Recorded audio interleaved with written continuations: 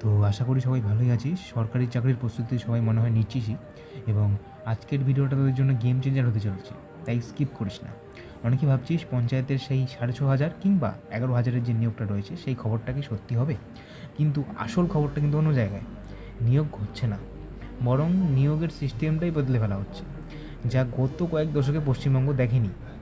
এতদিন পঞ্চায়েতের নিয়োগ করতো ডিএলএসসি, যেটা হচ্ছে ডিস্ট্রিক্ট লেভেল সিলেকশন কমিটি, যেখানে স্বচ্ছতা নিয়ে সবসময়ই প্রশ্ন ছিল বলে বর্তমানের এই পোস্টটি বলা হয়েছে, যেটা 9 জুলাই 2024 করা হয়েছে। ঠিক আছে, এটা তো ওটা দেখে নিতে পারবে।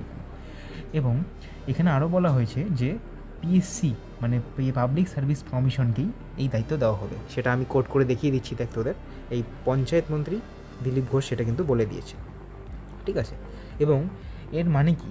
এর মানে হলো যে এতদিন কেবল পড়াশোনা আর কঠোর পরিশ্রম করেছিস, এবার খেলার মাঠটা তোদের জন্য সমান। এবং এই জন্য নিয়োগ বিধি বিধানসভায় পাশ হওয়ার সাথে সাথেই নিয়োগ প্রক্রিয়া কিন্তু শুরু হয়ে যাবে। তাই সময় নষ্ট না করে আজই প্রস্তুতি নেওয়া শুরু করে দে। এই ধরনের গভীরে বিশ্লেষণমূলক আপডেট পেতে চ্যানেলটিকে সাবস্ক্রাইব করে রাখ। দেখা হচ্ছে পরের ভিডিওতে। নমস্কার।